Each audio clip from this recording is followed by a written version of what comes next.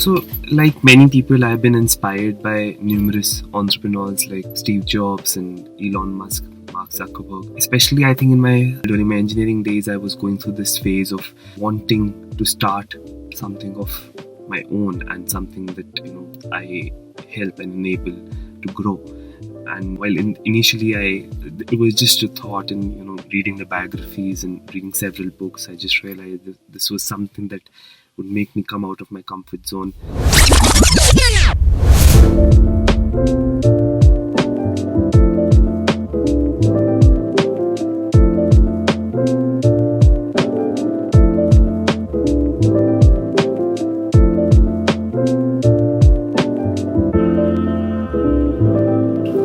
Hi everyone, my name is Karn. I am the founder of Oorjaa Sustainable Solutions LLP.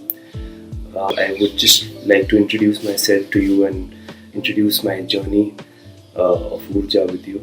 I am an engineer. I passed out from Thapar University in 2015, and wherein I was pursuing computer science engineering. And while I was in college in my final semester, I initiated the concept of Oorjaa and registered it as an organization. Oorjaa is a social enterprise that has a vision of enabling small and medium-sized not-for-profits, or as we like to call them, social purpose organizations. Could be registered as trusts, NGOs, could be social enterprises, and could be any kind of individual also who is willing to make a change in our society. We started out in this journey back in 2015. When I was in my final year, I was volunteering at an NGO working on education in Chandigarh. And while volunteering at that particular organization, I realized that there was this almirah full of old or new resources that people had donated to the NGO. Stationery items, could be books, and it was clothes as well. And I volunteered at that NGO for like 7 or 8 months, and for the whole duration of my volunteering experience, those resources were still lying there and still stacked in that almirah. And that's how the origination of the concept and the idea of Oorjaa came about. We realized that there is this demand and supply gap in organizations and resources, and we thought, why not create a platform on which different organizations can come together and fulfill their resource requirements. And that's what we've done. We've created an online platform which allows you to share resources. Online itself, you can place an order to fulfill the resource requirements of an NGO partner of ours, like you place an order for yourself on any other e-commerce platform, and which is through something called Oorjaa Cart. And some people prefer to give in kind as well, and for people based out of Chandigarh and Panchkuala and Mohali, Tri-City, we try to fulfill a process and a project initiative called Resource Share, under which we pick up resources from their homes or offices, fulfill the requirements of the NGOs by delivering it to them. So why did I choose to come in this line of work?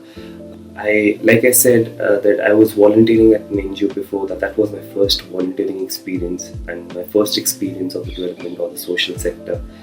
And then there were different experiences within that NGO, which made me realize that this is something that maybe I want to do in my life. And at that point of time, it wasn't as if I had chosen it as a career option. But slowly and steadily, as we progressed with Oorjaa also, I realized that this is something that adds value to my life and gives me happiness. And at the end of the day, like we all wish and hope for, makes me have a good night's sleep.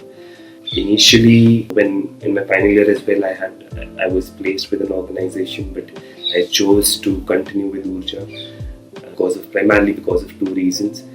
Firstly, that I realized that this was something that was required in our world, and especially in a country like India, and something that could help out organizations and help out the society as a whole. Secondly, I think realized that this was something that gave me true happiness, and when you get that kind of an opportunity, I think it becomes difficult for you to not grab on it. So to tell you about what Oorjaa does and about our work in detail, We started out on our journey in 2015, and we are registered as a social enterprise, and what we aim to do is help out other social purpose organizations that are looking to create a positive impact on our society. And by social purpose organizations, I mean could be an organization registered legally as a trust or a society, as we like to, and could be social enterprises who, apart from seeking to create impact, which is their primary goal, as a secondary goal also look at profit. And thirdly, these organizations could just be a group of individuals coming together and trying to make a change. And that's how we define social purpose organizations. And when we started out in this journey, we realized that there were so many such organizations only existing in Chandigarh or Panchkula or Mohali or in surrounding areas itself, and who were bereft of resources. And that's when at first we came up with the idea called Resource Share, which was basically a platform in which people can share their old resources. Could be stationery items, could be clothes, could be beddings, could be grocery items, any kind of resources that aren't of use to them with us, and we used to distribute them to our NGO or SPO partners as and when in need. Oorjaa's primary vision is to create and enable a social sector that is interdependent, is collaborative, and is transparent. And how we wish to do that is through our 3 mission statements. The first and primary mission statement is to build capacities of social purpose organizations, like I mentioned before, which means that when we talk about an organization, since we are in partnership with so many organizations, we come across similar work being done by different organizations. Could be in the same sector, for example, in the education sector itself. One organization is teaching kids from 5 to 8 class, and additionally another organization is doing the same thing. Because we are in a constant and continuous contact with them, we get an understanding of their positives and their learnings and whatever is not up to mark with these organizations. So this helps us guide other organizations working in the same sector to adopt certain things that could help their impact, could help the work they are trying to do and the goals or the objectives they are trying to achieve, and also to help these organizations which are lacking in those systems with the same thing. Also, additionally, I realized on my journey that when I went out and looked for support within this small community that is Chandigarh, most of the organizations are led by people from the last 30-40 years, and the small and medium-sized organizations. And there are very few youngsters, at that point of time, there were very few youngsters who were coming on board and starting organizations in this sector and working for different causes. But there are a lot of people who are passionate about it. And that's one of the ways that Oorjaa also wishes to help people who are coming up and entrepreneurs who are trying to create organizations to create impact.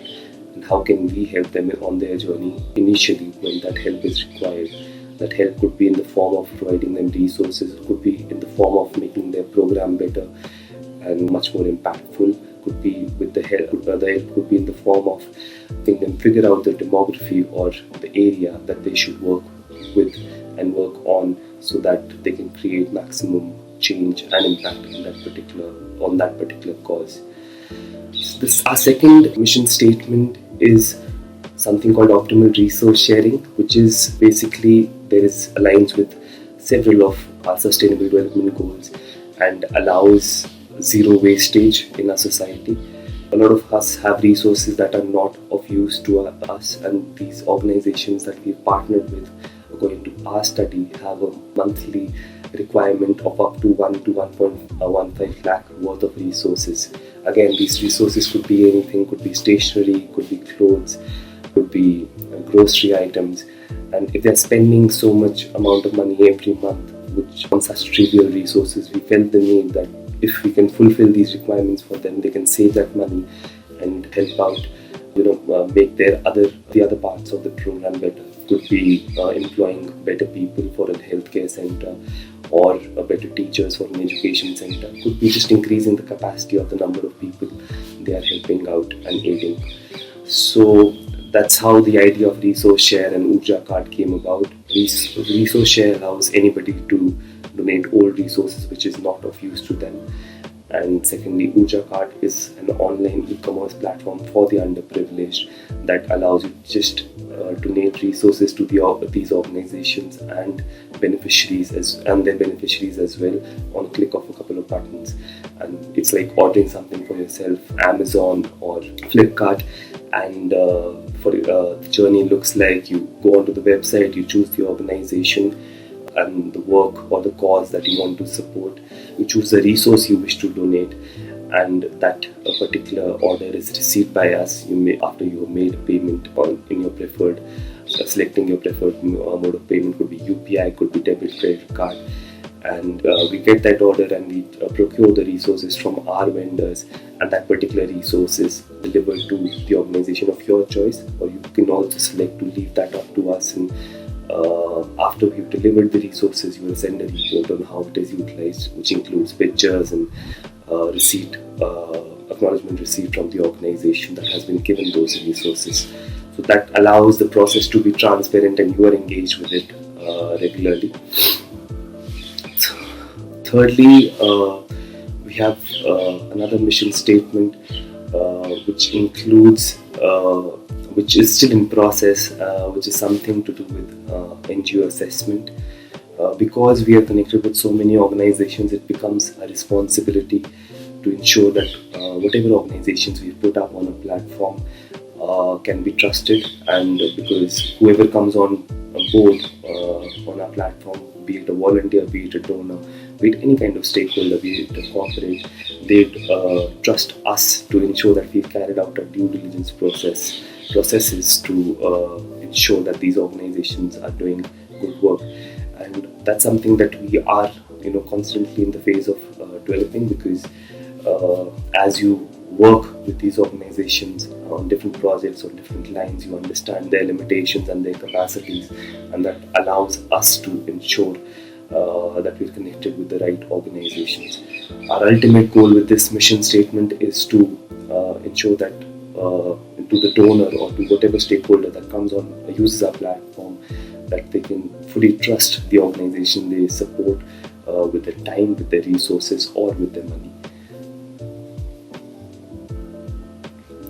Some of the projects that we are working on, apart from Oorjaa Card and Oorjaa Means,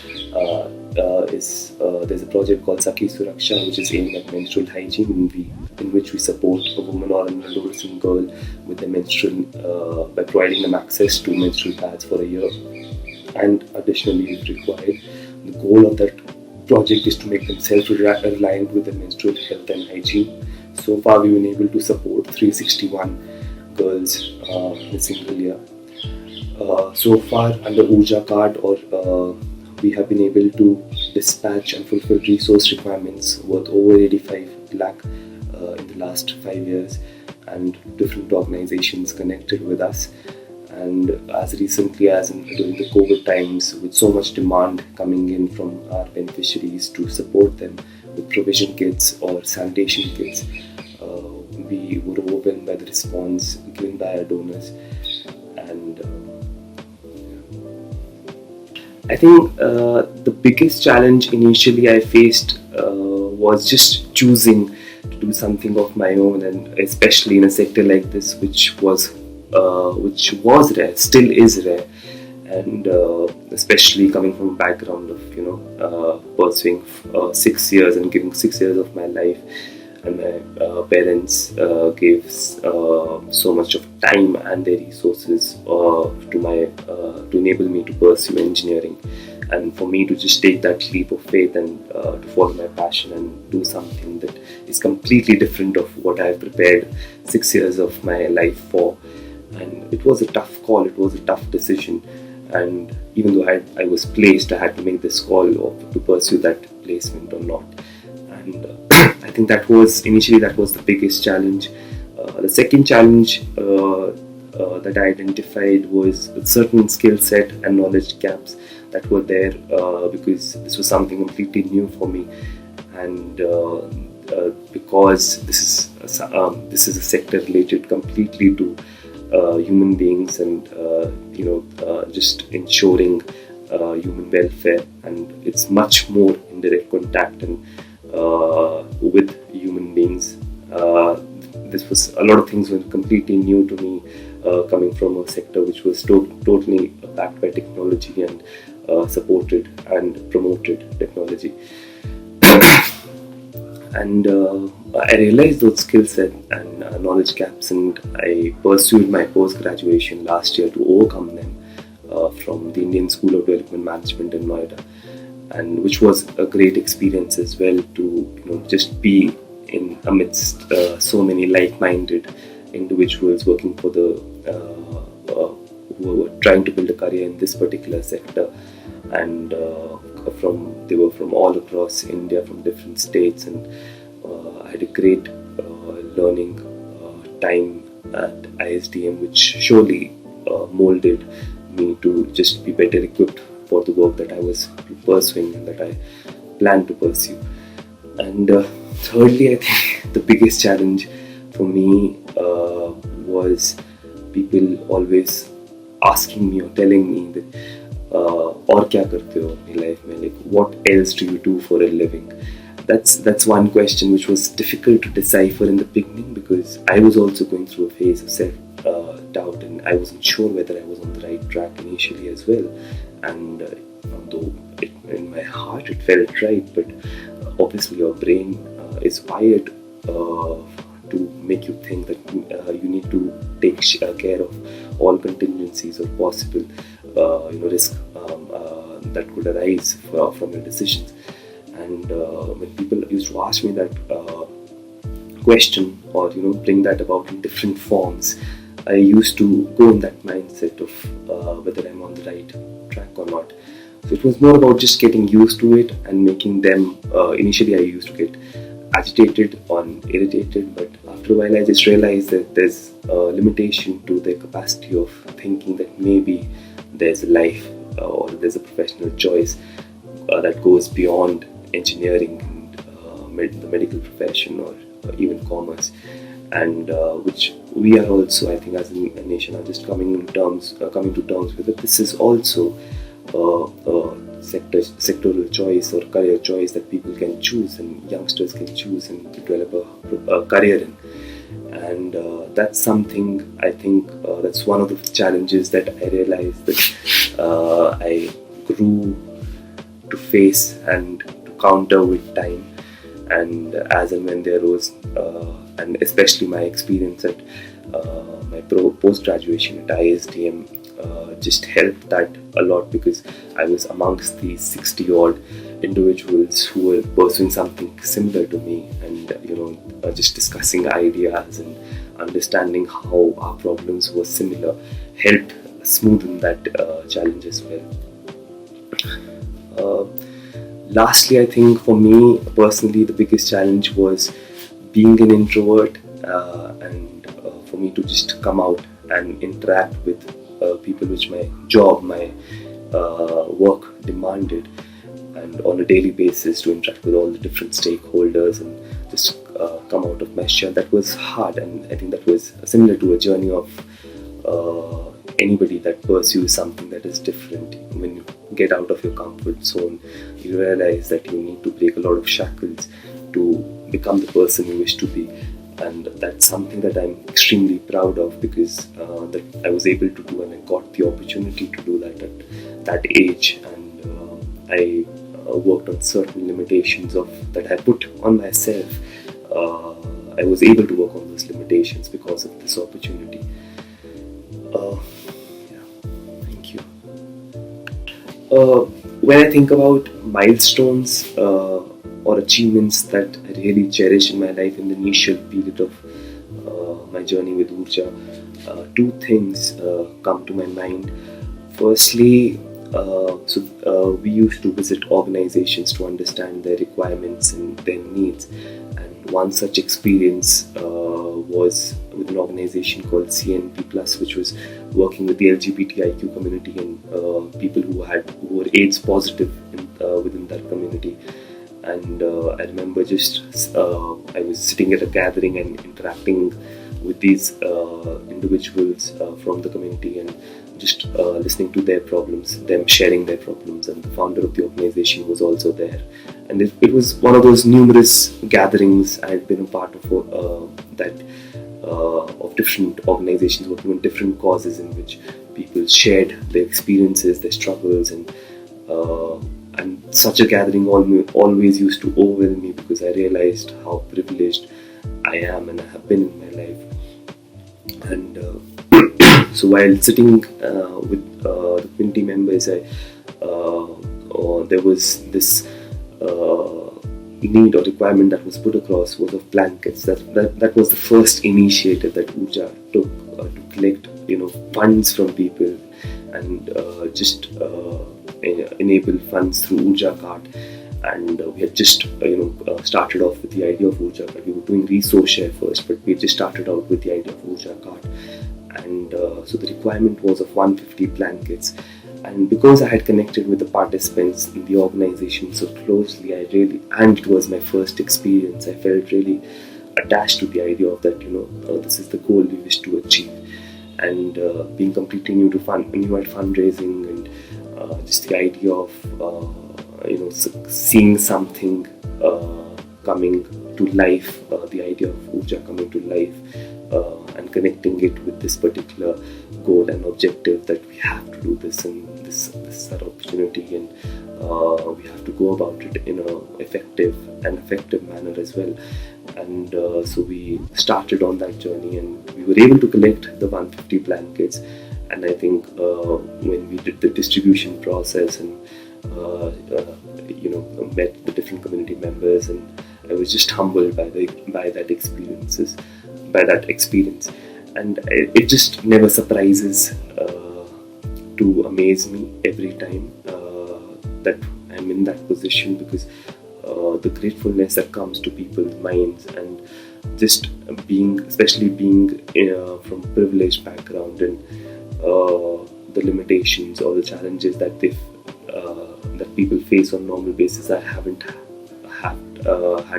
never had to face that, and that I think that experience just reiterates every time. And the second milestone that I remember was earning the first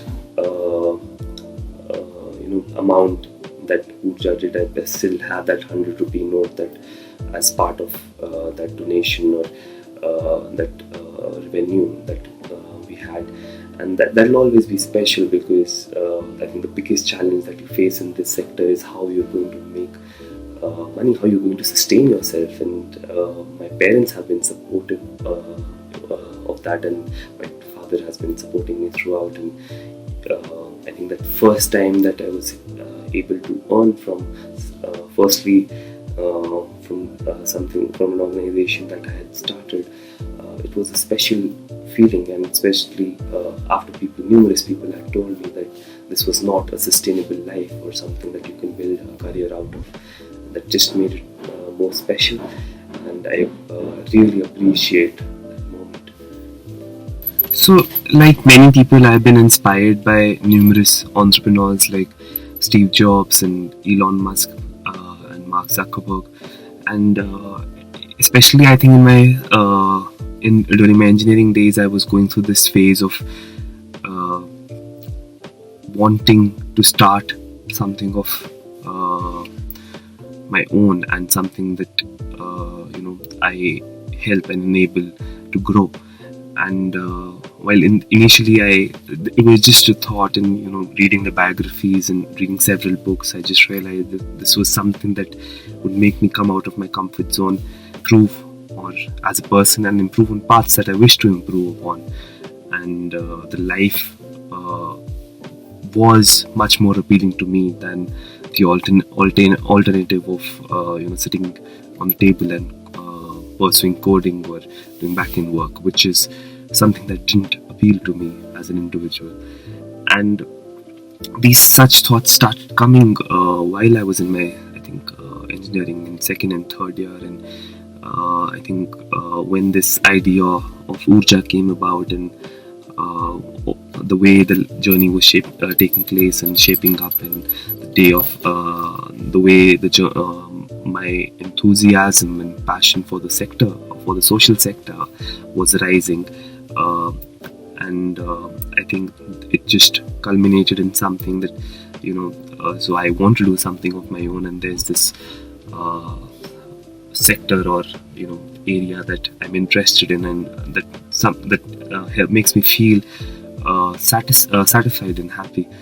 And so I think if I wasn't doing this, if I wasn't pursuing something that was related to this sector, I think I would have continued on my journey of as an engineer, and maybe taken a job in an IT company.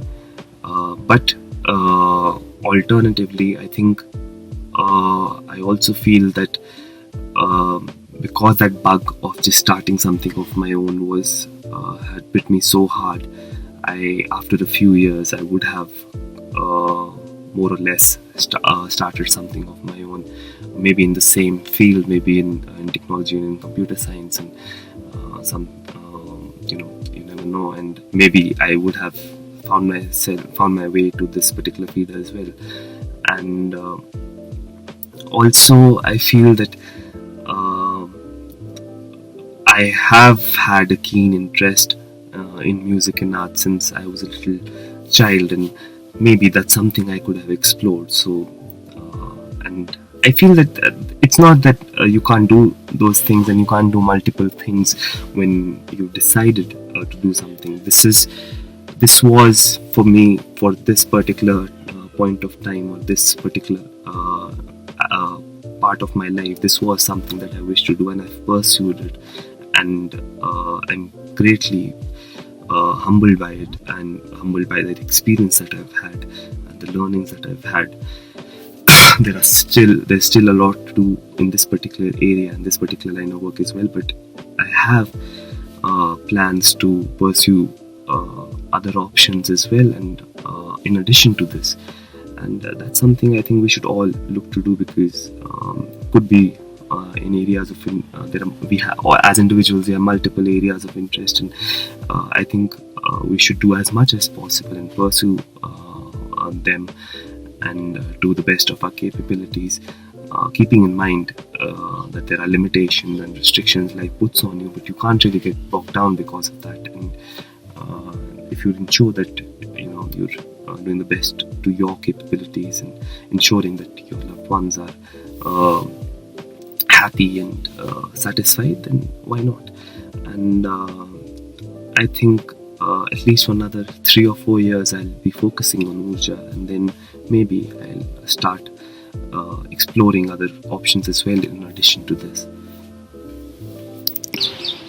Surely, like any other line of work, there are challenges or things that stress me out in my work as well, and I think one of the biggest things is when you have expectations that you've had with yourself, or you've kept with expectations that others have from you, and you've set those expectations. If you're not able to fulfill those expectations, I think that's a big trigger point for me, and because that questions my work ethic and how I deal with challenges and deal in such situations.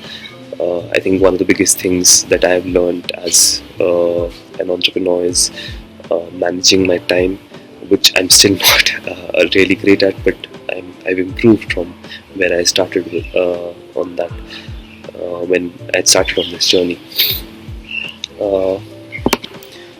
Also, another challenge is that sometimes it just becomes overwhelming, all of it, that as an organization working in the sector, we're responsible for the people we're working with, our volunteers or employees, and also being responsible for the beneficiaries or of the of our NGO partners or the participants that we work with. And sometimes there are instances when it just becomes overwhelming, and there is so much that is needed, and there is so much that is required, and support is limited, and because it's an organization that is based on runs on then others support, and we can't give them anything in return apart from satisfaction, and we expect funds from people and from strangers, and we expect them to trust us, and the work is completely aligned with trust, and we need to ensure that we are upholding the trust and faith that people show on us. So sometimes it just does become overwhelming, and I think like in any kind of business, I think at that point of time I try to just understand that there's a larger picture at hand, and try to introspect and think about everything that I've been through, and that allows me to just calm myself down and understand that alright, this is the stage where I'm at, and this is what I have to do, and just figure out how I can tackle that problem much more effectively. Also, another thing that helps me is just to look at it from an eagle point of view, and as a third person point of view, and understand that this is a normal challenge to have, and you're doing something, you're doing it everything to the best of your capability, and just keep going. So there are times when there is not enough work with you that you have to engage in as an organization, and personally also there are times when even though you'd like to have more work, you don't.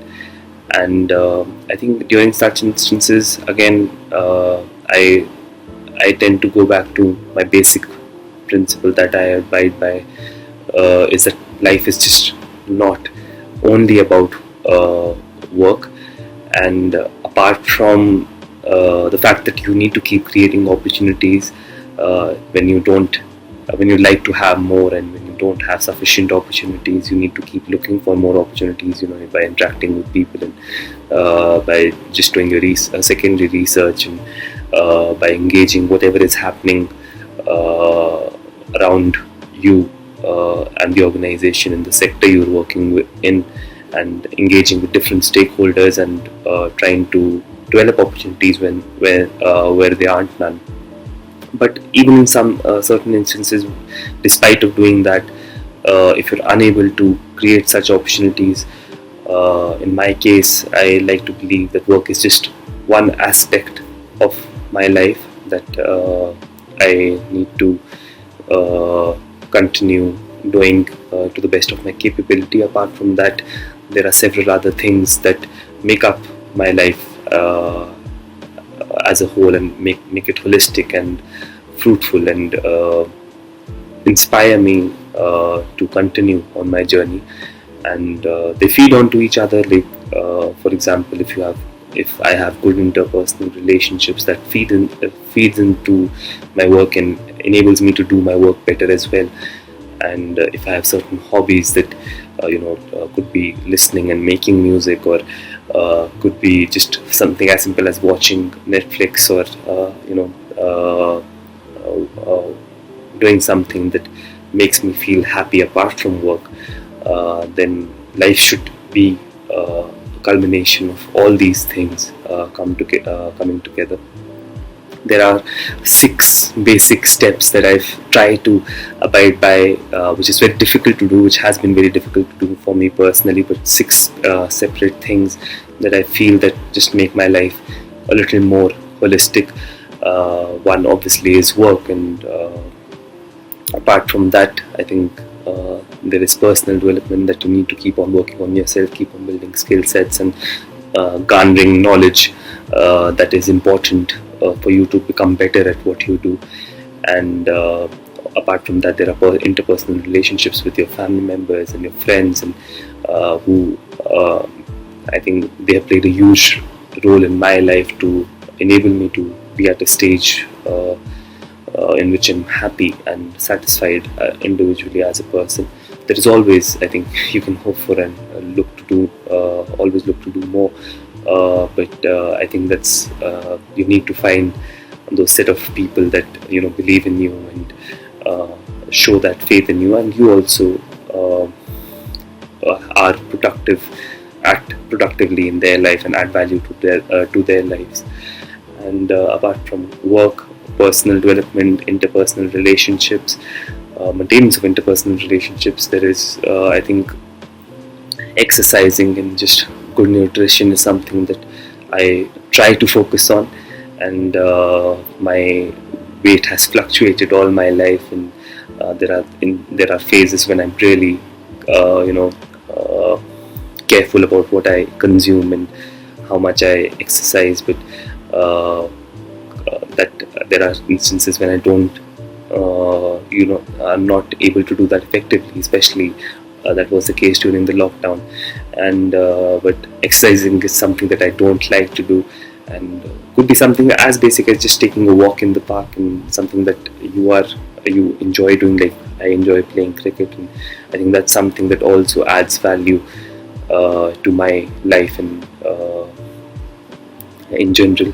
Apart from that, there is one thing which is doing good for others, and I call like to being the lingo of my sector, the sector I'm working in, is volunteering, just adding value to doing good thing in a day, and that make somebody else feel good is something that I think adds, if I do it consciously, adds real value to my life, as well as adds value to my day as well.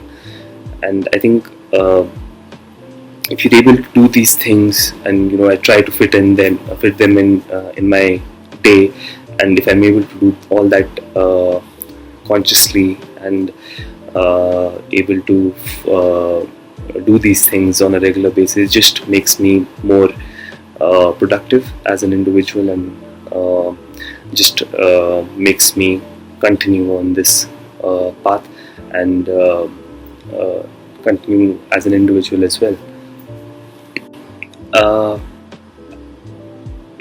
A lot of people are on this journey similar to mine, and some have started their journeys now, some have been on these journeys for long, and I think my message, or the message that I want to put across to all those people who are working, who are entrepreneurs, or even not entrepreneurs, are adding value to the lives by the work they are doing and pursuing, is, I think the first thing is just be honest to yourself and to your expectations.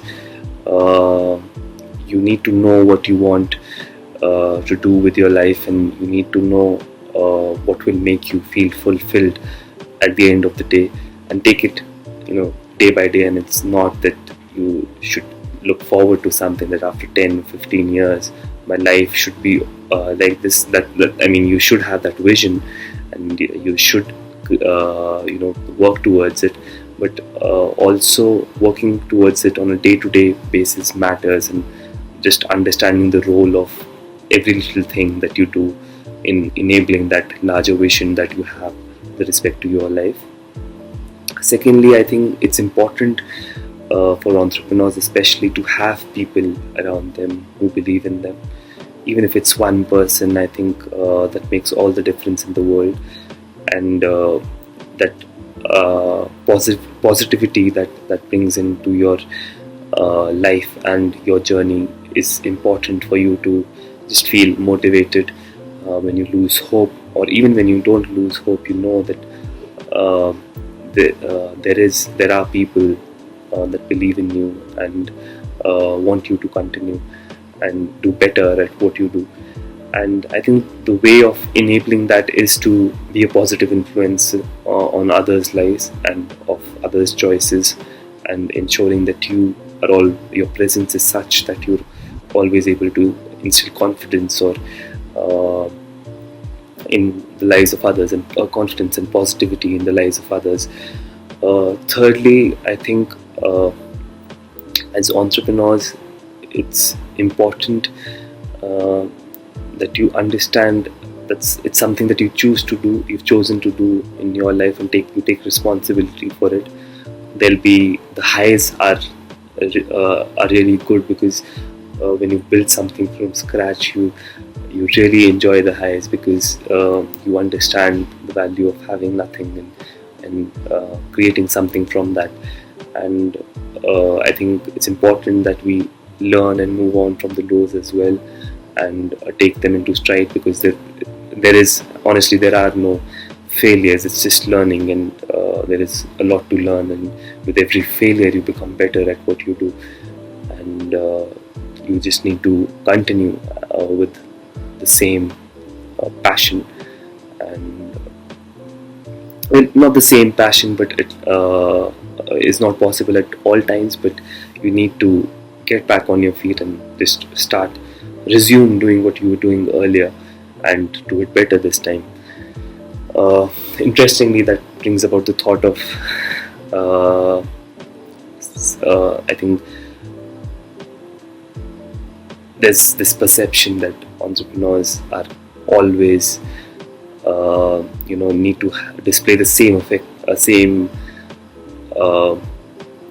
amount of passion at all times, which is great. I mean, which is natural also, because when I'm having this, when I'm recording this as well, I know that passion exudes from me, but at the same time, to maintain and put it out across all the time is not the important thing. The important thing is that you're being honest to the work that you're doing, and you're doing it effectively, and you're ensuring that you're doing it to the best of your capability. And I think there have been times that I felt this pressure that I need to be as passionate as I was about what I'm working on. There are times when I'm really passionate about it. There are times when I don't feel as passionate as I do on other occasions. That's all right. At the end of the day, we're all humans, and we need to understand that there will be times when we don't feel so strongly and passionately about it. But I think what's important is that we understand and recognize what brings about that passion, the reasons behind that. Why do we feel so driven to dedicate our lives and time and resources to something which seems bigger than us? And if you understand that, you will always, that fire will keep burning. At some point of time, the flame will be not as bright. At some times it will be really, really bright. But I think you learn to live and act accordingly. And also you need to recognize what are the things that brings it down. And I mean, is it something that you are not being able to accomplish professionally, or is it a personal reason, or is it something that you're not doing right, and you can do better at it? If you recognize that, then you can help grow that flame even brighter. I would take this opportunity to invite all of you to browse through our work. Our website is www.oorjaa, which is spelled as OORJAA.org. You can look at the work we've done so far in the last 5.5 years, and the kind of impact that we have created through our different initiatives on food security, menstrual hygiene, education, and also